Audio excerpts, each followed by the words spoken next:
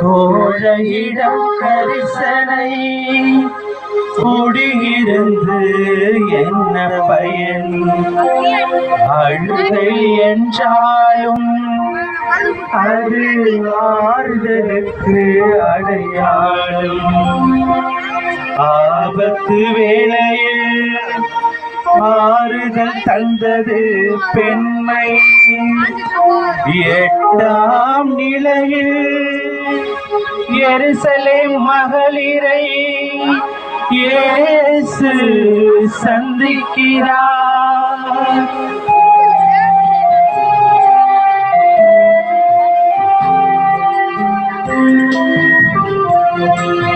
விழும்போதை தாங்கும் சுமை தாங்கி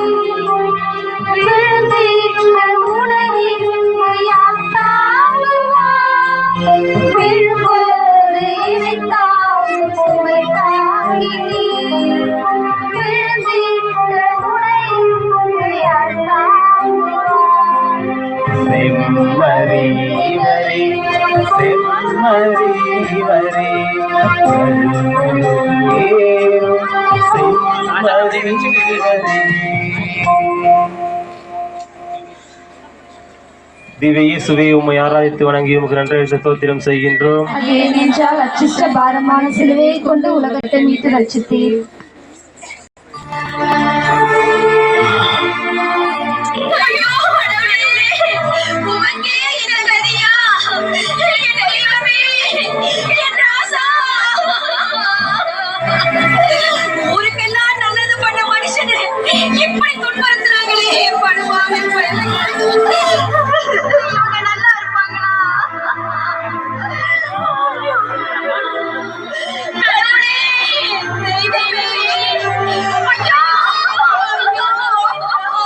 எருசலேம் மகளிரே, நீங்கள் எனக்காக அழ வேண்டாம். மாறாக உங்களுக்காகவும் உங்கள் மக்களுக்காகவும் அழுங்கள். பச்சை மரத்துக்கே இவ்வாறு செய்கிறார்கள் என்றால் பட்ட மரத்துக்கு என்னதான் செய்ய மாட்டார்கள்?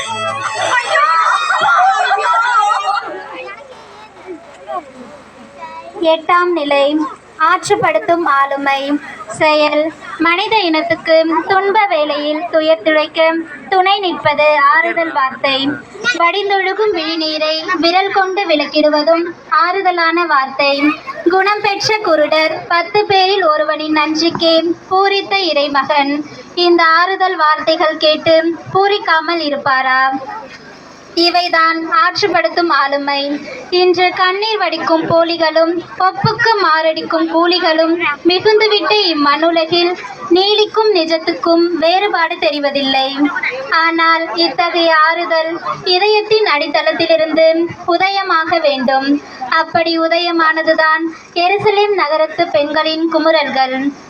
அதனால் தான் இயேசு உங்களுக்காகவும் உங்கள் பிள்ளைகளுக்காகவும் அழுங்கள் என கூறிவிட்டு கல்வாரி பயணத்தை தொடர்கிறார். சிந்தனை. இயேசுவுக்கு நேர்ந்த கொடிய நிலையை எண்ணி கண்ணீர் வடித்த எருசலேம் பெண்களைப் போல கண்ணீர் வடிப்போரே, தங்களின் சோகத்தை பகிர்ந்து கொள்ள நாதியின்றி வேதனையில் துடிப்போருக்கு ஆறுதல் அளிக்க என்றாவது துணிந்ததுண்டா? பெண்ணாக இருந்து கொண்டே பெண்ணியத்தை பழித்தும் ஒழித்தும் பாடுபடுத்தும் பண்பற்ற செயல்களுக்காக அழுவீர்களா? முதுமையால் பார்வை மங்கி கேட்கும் ஆற்றலற்று உடல் பலவீனமுற்று கல்லறை நாட்களை கணக்கிட்டு கொண்டிருக்கும் பெற்றோரையும் முதியவரையும் அனாதையாய் அலைய விட்டிருக்கும் குடும்பத்தாருக்காக அழுவீர்களா? பணமொன்றையே குறிக்கோளாக்கி குணாவதிகளாகிய மனைவியரை கொடுமைப்படுத்தும் குடும்ப தலைவர்களுக்காகவும் கணவரின் நம்பிக்கைக்கு எதிராய் குணமின்றி வாழ்க்கையை வாழும் குடும்ப தலைவிகளுக்காகவும் அழுவீர்களா? மூட நம்பிக்கைகளில் மூழ்கி செய்வினை என்றும் பேயின் வேலை என்றும் மந்திரவாதிகளையும் மாற்று தெய்வங்களையும் நாடி ஓடும் அவிவிசுவாசிகளுக்காக அழுவீர்களா? இதுதான் ஆற்றுப்படுத்தும் ஆளுமை என்பதை புரிவீர்களாக. ஜெபம். இறைவா, உம் பாடலை தியானித்து மனம் வருந்தும் நாங்கள் தெரிந்தும் தெரியாமலும் துன்பப்படுத்தப்படும் ஜீவன்களுக்காகவும் அண்டியே வாழ்ந்து அலங்கோலப்படுத்தப்படுவோருக்காகவும் அழுந்து புலம்ப மறந்திருக்கின்றோம். இனிமேலாவது பிறர் வாழ நாங்கள் காரணமாக இராது பிறரது அழுகையை துடிப்பவர்களாக எங்களை மாற்றியருளும். ஆமேன்.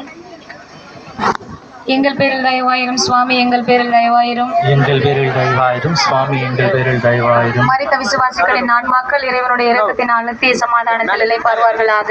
ஆமென்.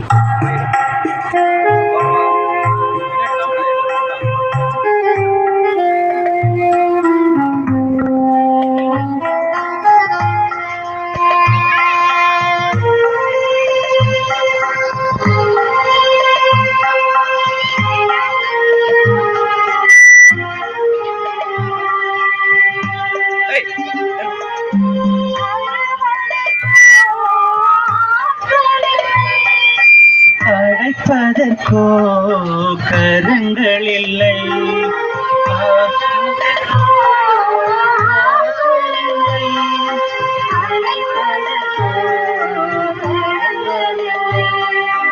அப்பா தந்தாய் என்கிறார்.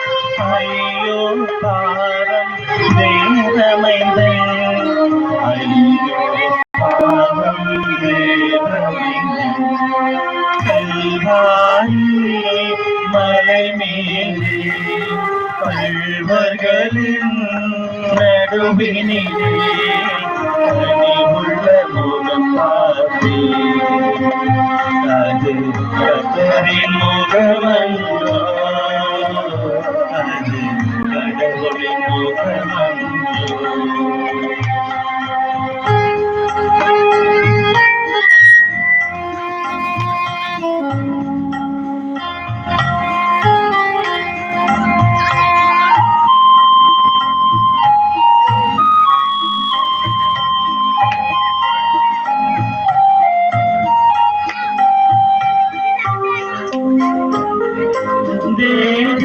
தேசமெல்லாம் ரத்தமயம் திணறுகின்றார் மூச்சுவிட.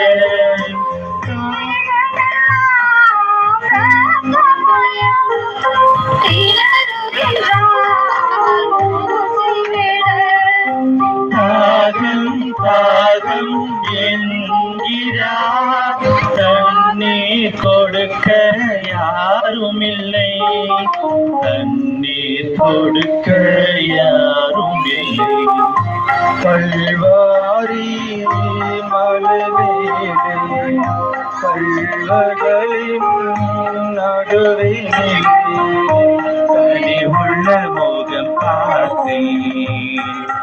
அது கர்த்தரின் முகமன்றோ, அது கடவுளின் முகமன்றோ.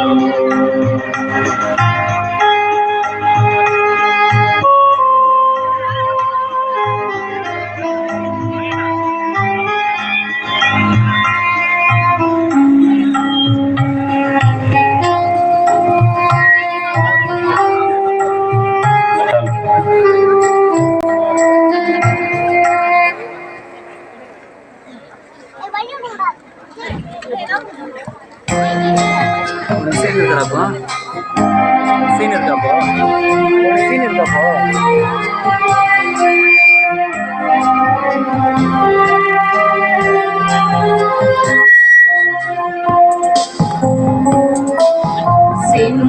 செம்மறிவரே செம்மறிவரே கழுமரம் ஏறும் செம்மறிவரே கொள்கை வலுவாகி கோபுரமாய் உயரும் தோள் வலிமைக்கு நாளாக வீழ்ச்சியே விளையும் விழுமியங்கள் வீழாதவரை வீழ்ச்சியே இல்லை 9ஆம் நிலையில் 3ஆம் முறை விழுகிறார் இயேசு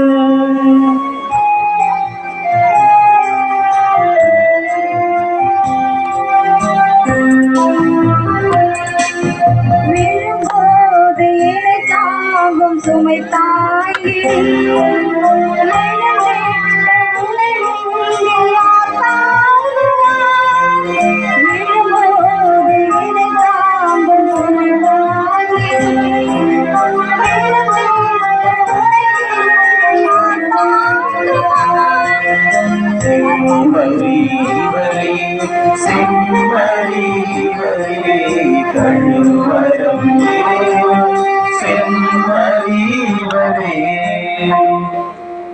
இயேசுவே உம்மை ஆராதித்து வணங்கி உமக்கு நன்றி அறிந்த ஸ்தோத்திரம் செய்கின்றோம். அது ஏனென்றால் அச்சிஷ்ட பாரமான சிலுவையை கொண்டு உலகத்தை மீட்டு ரட்சித்தீர். மணமகன் பாடுகள் பட வேண்டியிருக்கிறது. என்னை அப்படி செய்வார்கள் இப்படி செய்வார்கள் என்று சாவுக்கு முன் தீர்க்க தரிசனம் சொன்னாயே, இப்போது நடக்க கூட தடுமாறுகிறாய். நாளை ஓய்வு நாள், ஆயத்தம் செய்ய வேண்டும். இவன் இப்படி நடந்தால் நாம் கொல்கத்தா போய் சேர முடியாது. நம்மை மிகவும் தொந்தரவு செய்கிறார். இருக்கின்ற நிலைமையை பார்த்தால் இங்கேயே இறந்து விடுவான் போல இருக்கிறது. தூக்கி நிறுத்துவனை.